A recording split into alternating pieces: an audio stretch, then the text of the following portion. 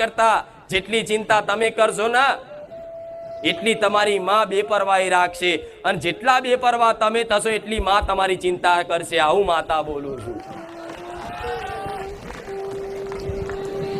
વિશ્વાસ કોને કહેવાય?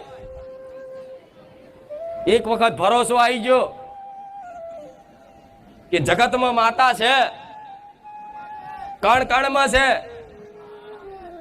તો જો જગતમાં કદાચ માતા છે ને કણ કણમાં છે તો તમારા ઘેર નહીં હોય? શું તમારા દીવામાં નહીં હોય? તમારા ફોટામાં નહીં હોય?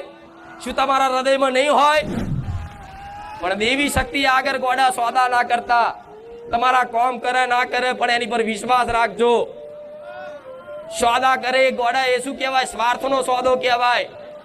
સોદા તમે પોતાના જોડ ક્યારેય ના કરો. કરો જેને પોતાનું માનતા હોય એની જોડ સોદો કરો. તમે તમારા